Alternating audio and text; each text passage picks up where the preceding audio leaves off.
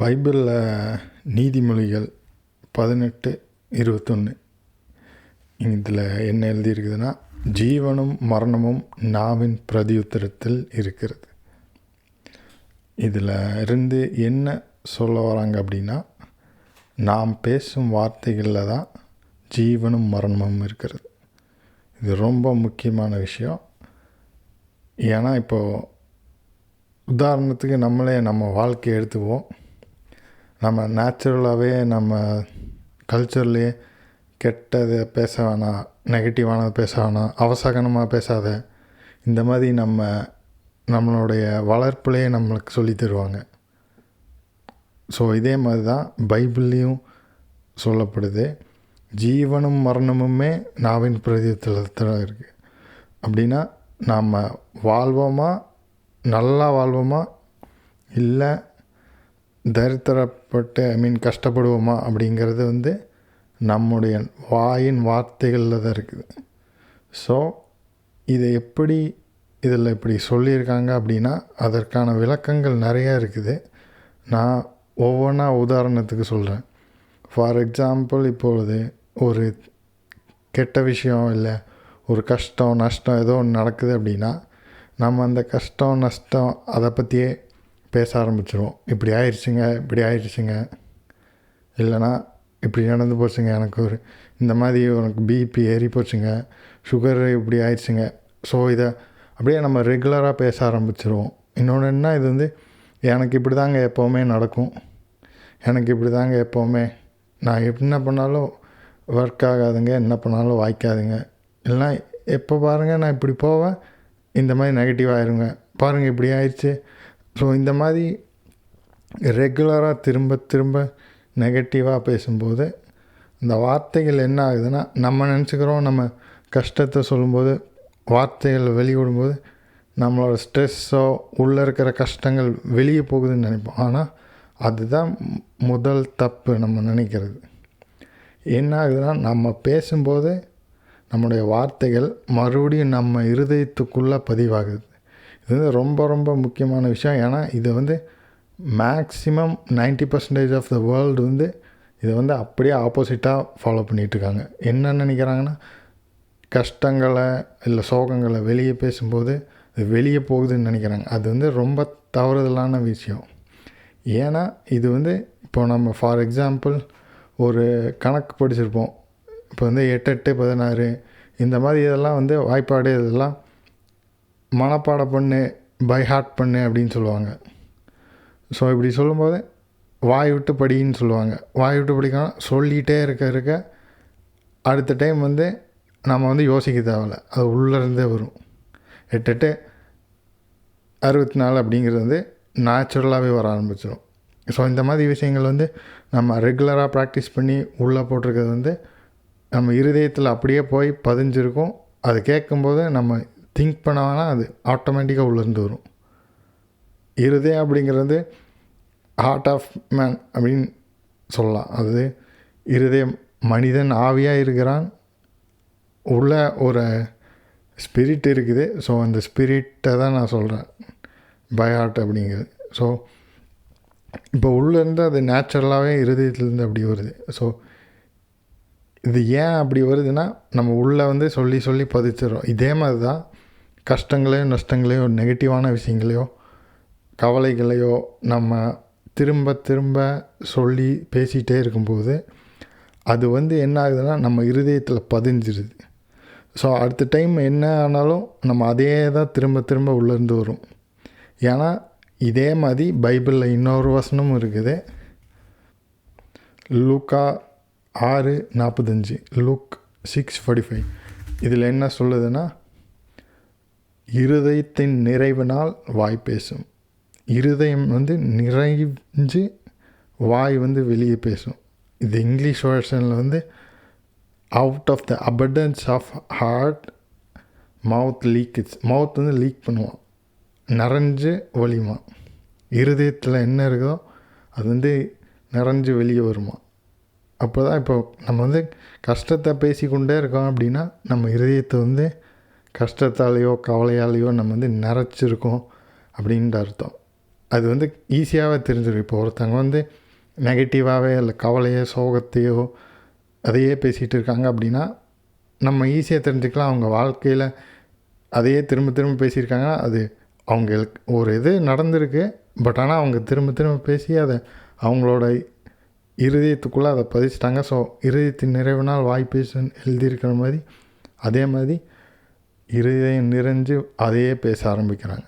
So இதை தான் நம்ம வந்து மெயினாக புரிஞ்சுக்கணும். நம்ம வந்து கஷ்டங்களை பேசும்போது அது வெளியே போகுதுன்னு நினைக்கிறோம். ஆனால் அது வந்து ரொம்ப ரொம்ப தவறுதலான விஷயம்.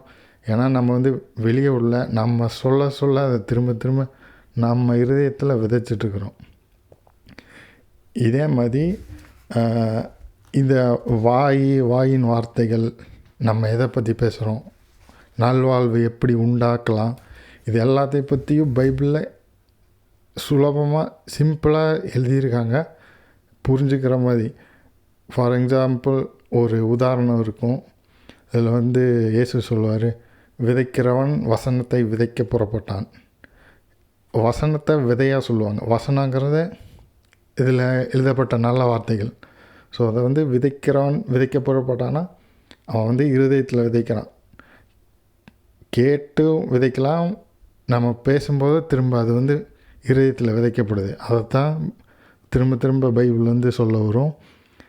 நம்ம வந்து பேசும் வார்த்தைகள் வந்து இருதயத்தில் விதைக்கிறோம். ஸோ அது வந்து விதை அப்படின்னாலே உங்களுக்கு தெரியும். நீங்கள் விதைக்கிறீங்கன்னா அது வந்து ஒரு நாள் மரமாக வந்து அது வெளியே வந்து தெரியும். ஸோ நல்ல வார்த்தைகளை விதைச்சிங்கன்னா வாழ்க்கையில் நல்ல கனிகளை கொடுக்கும். அதே சாபமான வார்த்தைகளை நம்ம திரும்ப திரும்ப பேசும்போது அதை விதைக்கிறோம் இருதயத்தில், அது வந்து நல்ல கனியை தராது. இது வந்து சிம்பிளான இது. ஸோ ஆனால் இதை வந்து மொத்த 90% ஆஃப் த வேர்ல்டு வந்து உலகமே இதை வந்து ஆக்சுவலி அப்படியே எதிர்மாறாக பண்ணிகிட்டு இருக்காங்க. என்னென்னா இதை வந்து வெளியே இருக்கிறத அப்படியே பேசிட்டா, இப்போ ஏதோ ஒன்று கெட்டது நடந்துச்சு அதை வந்து நான் எக்ஸ்ப்ரெஸ் பண்ணுறேன், வெளியே கொட்டுறேன், இல்லைன்னா நான் உள்ளே வச்சு இதாயிரும், டிப்ரெஸ் ஆயிடுவோம் அப்படிங்கிற ஒரு பின்பம் க்ரியேட் பண்ணி அதனால் நாங்கள் வந்து வெளியே பேசி ஷேர் பண்ணிக்கிறோம் அப்படின்னு சொல்லி இது அப்படியே ஒரு ராங்கான திசை கொண்டு போயிட்டாங்க. இப்போது சிம்பிளாக ஃபார் எக்ஸாம்பிள் ஒரு கப் இருக்குதுன்னு வச்சுக்குவோம். அந்த கப்பில் வந்து ஒரு பியூர் வாட்டர் இருக்குது, ஃபியூல். அதில் வந்து ஒரு இங்கையோ ஏதோ ஒரு கலர் எதையோ போட்டோம், இல்லை அழுக்கே போட்டோம், அது வந்து ஃபுல்லாக கரையாயிருது.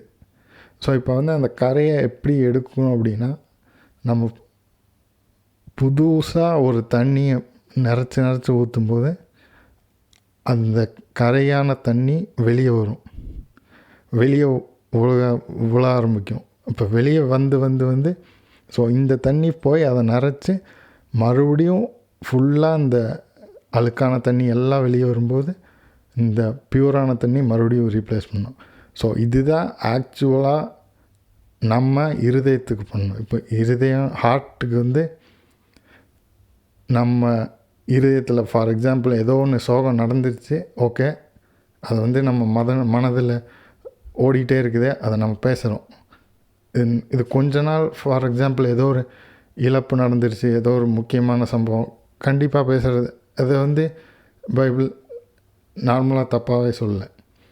எக்ஸ்ப்ரெஸ் பண்ணுறோம், நடந்துச்சு, ஓகே.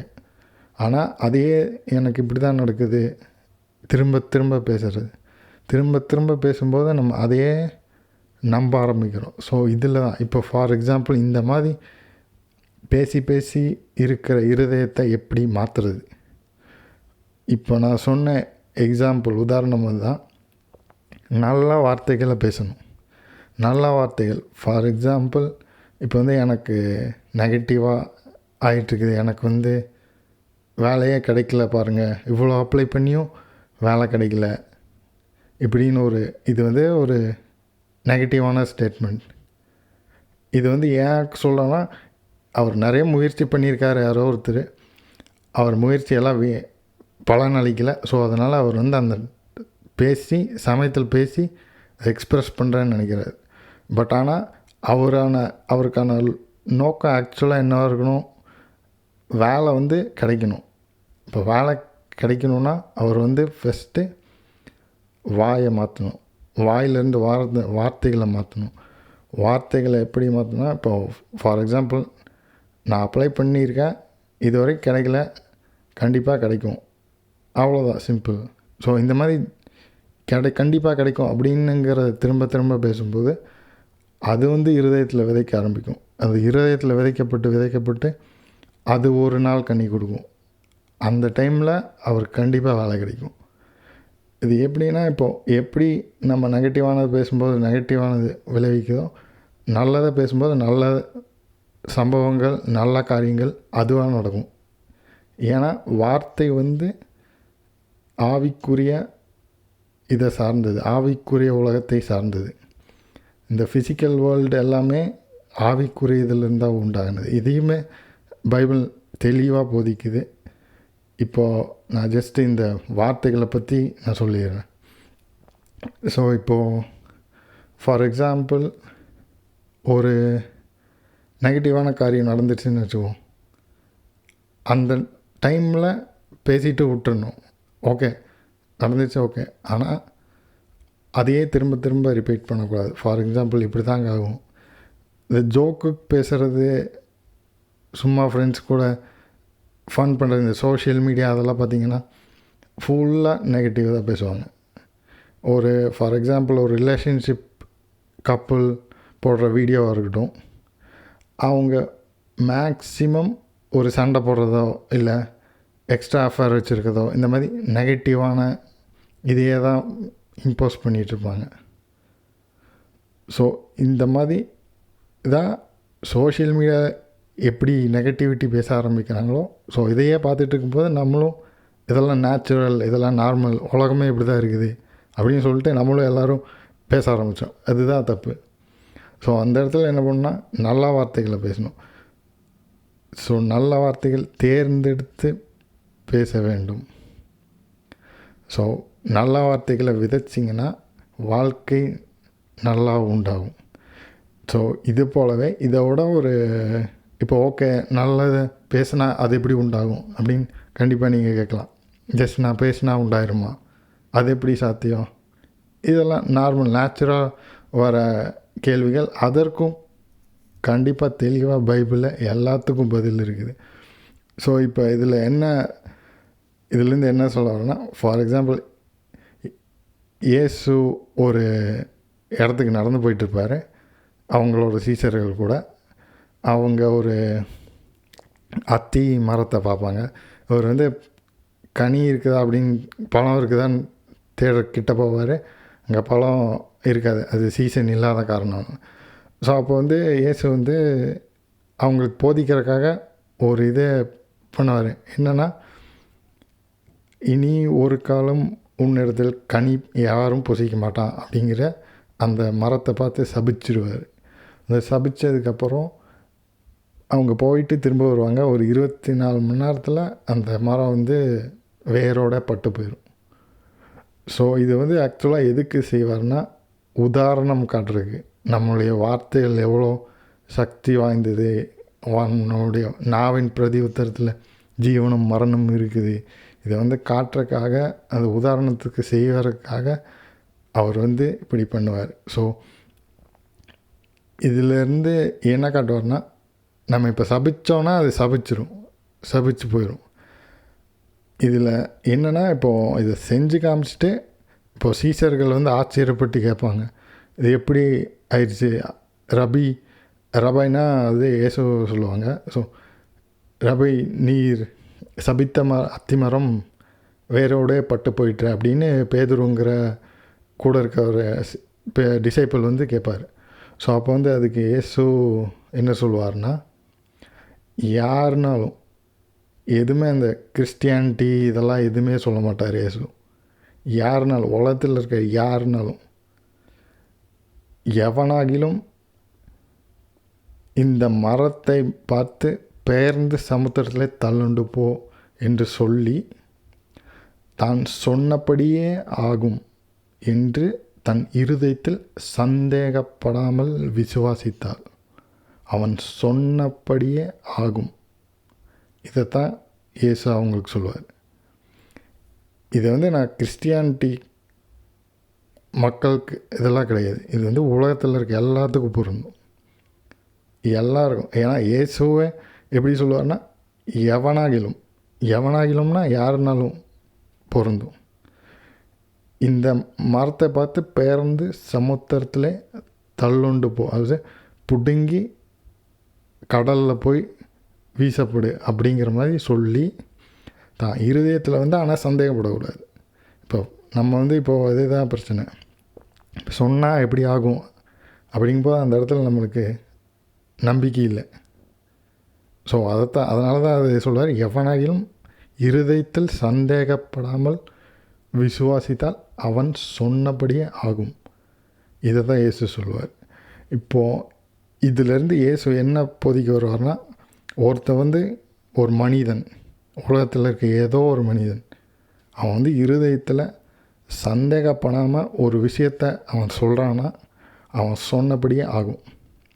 இது ரொம்ப மிகவும் உண்மையான சத்தியம். இதை நான் கண்டிப்பாக நீங்கள் தெரிஞ்சுக்கணும். இது வாழ்க்கையில் நீங்கள் அனுபவித்து பார்க்கணும். ஏன்னா நம்ம நாவில் பேசுகிறதுக்கு பேசுகிறது ஏதோ தோன்றலாம் பேசிடுறோம். ஆனால் இப்போ நம்ம சொன்னபடியே ஆகும் அப்படின்னு தெரிஞ்சால் நம்ம எதை தேர்ந்தெடுத்து எதை ஆகணுமோ அதைத்தான் பேசுவோம். இப்போ எனக்கு வேலை கிடைக்கணும்னா வேலை கிடைக்கும் அப்படிங்கிற நான் பேசுவேன்.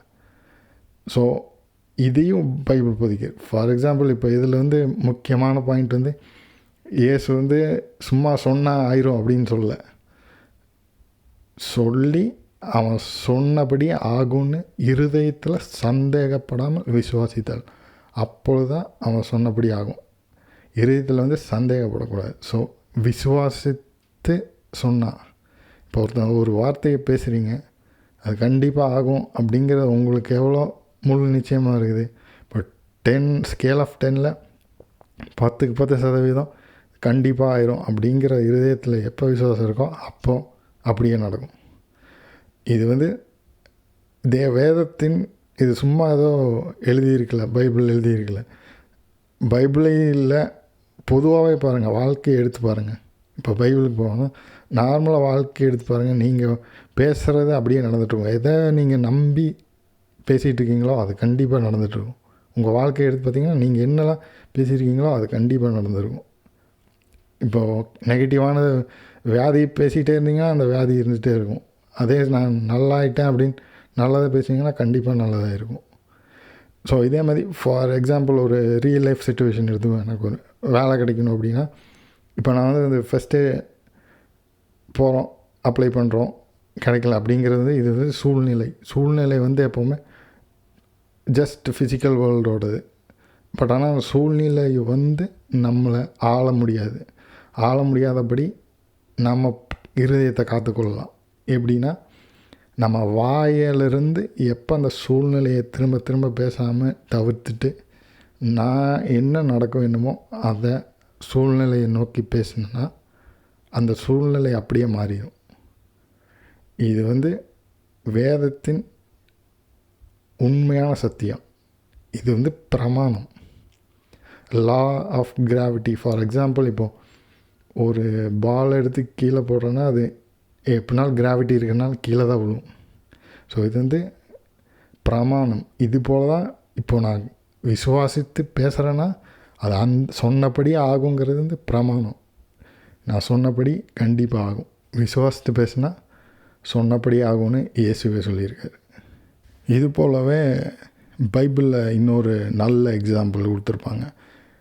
ஒரு வசனம் என்னென்னா, கப்பல்களையும் பாருங்கள், அது மிக பெரியவைகளாக இருந்தாலும் அது நடத்துகிறவன் யோசிக்கிறபடி அவன் யோசிக்கிற திசையை நோக்கி சிறிய சுக்கானால் திருப்பப்படும்.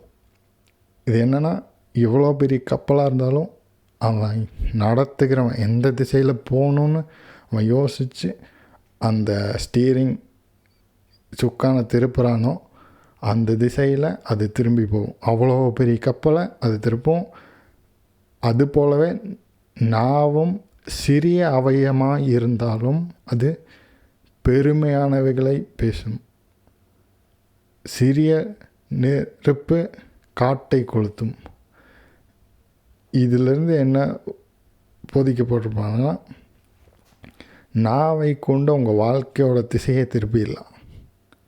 இது ஜஸ்ட் ஏதோ சும்மா ஏதோ நல்லது எழுதியிருக்காங்க, தத்துவம் எழுதியிருக்காங்க, கருத்து சொல்கிறாங்க, இதெல்லாம் கிடையவே கிடையாது. இதெல்லாம் வாழ்க்கை முறை. இதை வாழ்க்கை முறை எடுத்து அப்படியே பின்பற்றுனீங்கன்னா இது உங்கள் வாழ்க்கையில் அப்படியே நடக்கும். ஜஸ்ட்டு இன்னையிலேருந்து நீங்கள் ஒரு தீர்மானத்தை எடுக்கணும். நான் ஜஸ்ட்டு சிந்தித்து பேச போகிறேன், தேர்ந்தெடுத்து பேச போகிறேன், வார்த்தைகளை நல்ல வார்த்தைகளை பேச போகிறேன். ஏன்னா நான் பேசுகிற வார்த்தைகள் என்னுடைய இருதயத்தில் விதைக்கப்பட்டு கொண்டு இருக்கிறது. ஸோ நான் என்னோடய தோட்டமான இருதயத்தில் தேவையில்லாத கன்றுகளை நடப்போகிறதில்லை.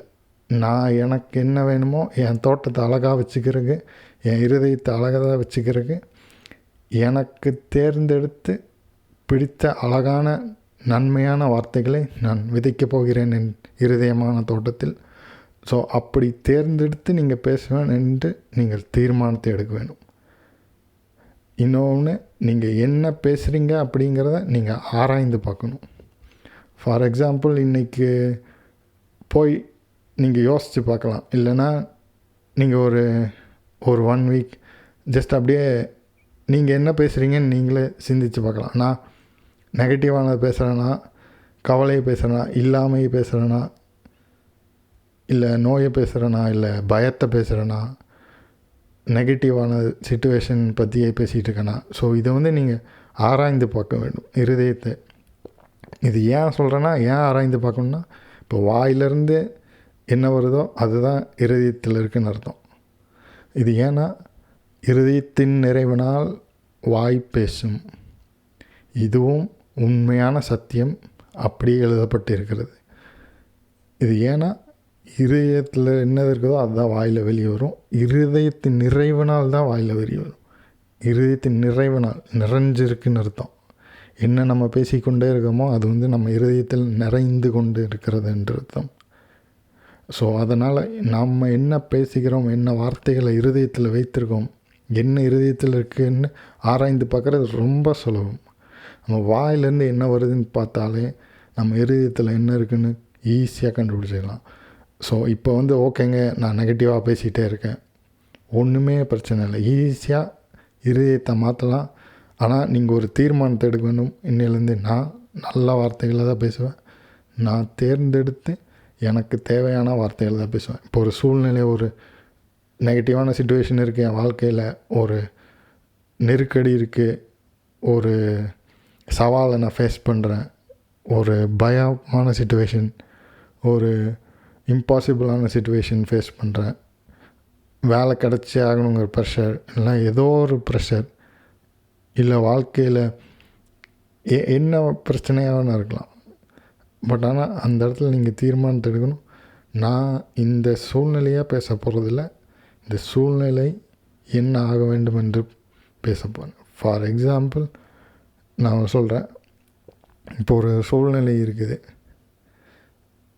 எனக்கு ஒரு இடத்துக்கு ஒரு தேவையான பொருளாதாரம் தேவை. அந்த இடத்துல அந்த பொருளாதாரம் எப்படி கிடைக்கும்னு தெரில, நான் முயற்சி பண்ணி கிடைக்காம இருக்குதுன்னு வச்சுக்குவோம். அந்த ஒரு சிச்சுவேஷன், இந்த சிச்சுவேஷனில் நான் என்ன பேசணுன்னா, ஐயோ எனக்கு இவ்வளோ ட்ரை பண்ணியும் கிடைக்கலங்க அப்படின்னு மட்டும் பேசவே கூடாது. இதில் என்னென்னா, இதுதான் நடந்து கொண்டு இருக்குது. இது ரியல் வேர்ல்டு, நேச்சுரல் வேர்ல்டு, கண்ணால் காணப்படுகிற உலகத்தில் நடக்கிற அதே நம்ம ட்ரை பண்ணியிருக்கோம், ஏதோ ஒன்று அது கிடைக்கல அப்படிங்கிறது இருந்துருக்கு. அதுவும் ரியாலிட்டி தான் கண்டிப்பாக. ஆனால் அதை நம்ம பேசணுன்னு அவசியம் இல்லை. ஏன்னா நம்ம எதை விசுவாசித்து பேசுகிறோமோ அது அப்படியே ஆகும். ஸோ இந்த சிச்சுவேஷனில் நம்ம என்ன பேசணுன்னா, நம்பிக்கையான வார்த்தைகள், நல்ல வார்த்தைகள் கண்டிப்பாக ஏதோ ஒரு வழி திறக்குங்க. கடவுள் செய்வார், கர்த்தர் பார்த்துக்கொள்வார். இந்த மாதிரி வார்த்தைகளை பேசணும். இந்த வார்த்தைகளை பேசும்போது அந்த இடத்துல என்ன நீங்கள் சொல்கிறீங்கன்னா, இந்த சூழ்நிலையை நான் ஒன்றுமில்லாமல் ஆக்குவேன், இந்த சூழ்நிலையை நான் ஜெயிப்பேன், அந்த சூழ்நிலையை பார்த்து நீங்கள் ஒன்றுமில்லாமல் போ அப்படின்னு நீங்கள் சொல்கிறீங்க. ஸோ இப்படி சொல்லும்போது, இதே திரும்ப திரும்ப சொல்லும்போது அந்த சூழ்நிலை ஒன்றுமில்லாமல் போகும். உங்களுக்கு வழி திறக்கும், அற்புதமாய் வழி நடத்தி உங்களுக்கு நல்ல எதிர்காலத்தை நோக்கி போவீங்க. ஸோ இது ஜஸ்ட் நான் ஒரு எக்ஸாம்பிள் சொன்னேன். இது மாதிரி என்னவா வேணா இருக்கலாம் வாழ்க்கையில். ஃபார் எக்ஸாம்பிள், ஏதோ ஒரு நோய் வாய்ப்பட்டு நீங்கள் இருக்கலாம், இல்லை உங்கள் குடும்பத்தில் யாரோ உங்களை நெருக்கி இருக்கலாம், உங்கள் வாழ்க்கையில் எதனாலையும் நீங்கள் பாதிக்கப்பட்டிருக்கலாம், இல்லை ஏதோ ஒரு சூழ்நிலை உங்களை ஒரு விதமான மனிதராக மாற்றியிருக்கலாம். ஸோ இப்போ அந்த சூழ்நிலை ஏதோ நடந்துருச்சு. ஆனால் அதே நீங்கள் இப்போது திரும்ப திரும்ப அதே பேசிக்கிட்டு இருக்கணும்னு கண்டிப்பாக அதில் தான் நம்ம மாற்றத்தை காணணும். அதையே பேசிக்கிட்டு இருக்கும்போது நம்ம அதையே விதைக்கிறோம் திரும்ப. ஓகே, என்ன நான் சொல்ல வரேன்னா, நீங்கள் அதெல்லாம் மறந்துட்டு என்ன உங்கள் வாழ்க்கையில் நடக்க வேண்டுமோ அந்த வார்த்தைகளை நீங்கள் விதைக்கலாம். இல்லை, எனக்கு நடந்துச்சு, ஓகே, ஆனால் நான் இப்போது அடுத்த இதை நோக்கி போக போகிறேன், எனக்கு நல்ல வாழ்க்கை இருக்குது, நல்ல எதிர்காலம் இருக்கிறது, நான் நல்ல வார்த்தைகளை தான் பேசுவேன். ஸோ இதை பேச ஆரம்பித்து பாருங்கள். உங்கள் வாழ்க்கையிலேருந்து அந்த நடந்த சூழ்நிலைகள், இப்போ இருக்கிற சூழ்நிலைகள், உங்கள் கண் முன்னாடி இருக்க சூழ்நிலைகள், இல்லை நீங்கள் பட்ட பாதிப்போ, இல்லை ஏதோ ஒன்று, ஃபார் எக்ஸாம்பிள் நீங்கள் ஏதோ ஒரு அடிக்ஷனில் கூட இருக்கலாம். அந்த அடிக்ஷன்லேருந்து ஃபார் எக்ஸாம்பிள் இதுக்கு அடிக்ட் ஆகிட்டாங்க, என்னால் விடவே முடியல, இந்த மாதிரி சூழ்நிலையில் கூட இருக்கலாம். நீங்கள் எப்படி வரது இல்லை. இப்போ அடிக்ட் ஆகிட்டேன் அப்படின்னு நீங்கள் திரும்ப திரும்ப சொல்லும்போது நீங்கள் திரும்ப நான் அடிக்ட் ஆகிட்டேங்கிறத விதைக்கிறீங்க. ஸோ அதைத்தான் மாற்றி அமைக்க விரும்புகிறேன் நான். உங்கள் இருதயத்தின் ஆழத்தில் சென்று நீங்கள் பார்க்க வேண்டும், இருதயத்தில் என்ன இருக்குது. இப்போ நான் இதுக்கு அடிக்ட் கிடையாது, நான் கடவுளுடைய பிள்ளை, நான் இதிலேருந்து நிச்சயமாக வெளியே வருவேன். இதை நீங்கள் பேசும்போது அந்த சக்தி ஒன்றுமில்லாமல் போகிறது. நீங்கள் சொல்கிறீங்க இதுக்கு அடிக்ட் இல்லைன்னு திரும்ப திரும்ப சொல்லும்போது அந்த அடிக்ஷன்லேருந்து நீங்கள் ஈஸியாக வெளியே வந்துடுவீங்க. அதே நீங்கள் கஷ்டப்பட்டு ட்ரை பண்ணிங்கன்னா கண்டிப்பாக முடியாது. ஆனால் ஃபஸ்ட்டு வாயை மாற்றணும், வாயில் இருந்த வார்த்தைகளை மாற்றணும். வார்த்தைகளை மாற்றினீங்கன்னா இருதயம் மாறும். இருதயம் மாறினதுக்கப்புறம் அது அப்படியே உங்கள் வாழ்க்கையில் அப்படியே நிகழும். இன்றைக்கு இருந்து என்ன தெரிஞ்சுக்கணுன்னீங்கன்னா, மரணமும் ஜீவனும் நாவின் பிரதியுத்தரத்தில். நம்ம நல்லா இருப்போமா இல்லை நல்லா இருக்க மாட்டோமா அப்படிங்கிறது நாம் பேசும் வார்த்தைகள் இருக்கிறது. இது ஜஸ்ட் ஏதோ எழுதியிருக்காங்கன்னு கிடையாது, இது பிரமாணம். இந்த பிரமாணம் எப்பொழுது வேலை செய்யும், இப்படி தான் எல்லாத்துக்கும் நடக்குது. ஜஸ்ட் நீங்கள் ஆராய்ஞ்சு பாருங்கள், இருதயத்தை ஆராய்ந்து பாருங்கள்.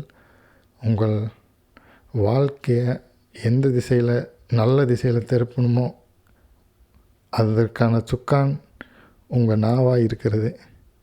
உங்கள் வாயிலிருந்து வர வார்த்தைகளை வச்சு உங்கள் வாழ்க்கையை அப்படியே திருப்பலாம். உடனே நடக்காது. நீங்கள் திரும்ப திரும்ப பேசும்போது அது இருதயத்தில் போய் விதைக்கப்பொழுது அந்த நல்ல விதைகள் ஒரு நாள் நல்ல கனிகள் கொடுக்கும். அதனால் இதை நீங்கள் சீரியஸாக எடுத்து தீர்மானத்தை எடுத்து நான் நல்ல வார்த்தைகளை பேச போகிறேன் என்று தீர்மானம் எடுத்து செய்ய வேண்டும். நான் இயேசுவின் நாமத்தில் இதை நான் உங்களுக்கு சொல்கிறேன். இது போலவே நான் நிறைய விஷயங்களை நான் இந்த வாழ்க்கையை மாற்றும்படியாக நான் நிறைய விஷயங்களை போதிக்க போகிறேன். இதை தொடர்ச்சியாக நீங்கள் கவனிச்சுட்டே வாங்க, ஃபாலோ பண்ணுங்கள். கர்த்தர் உங்களை ஆசீர்வதிப்பாராங்க.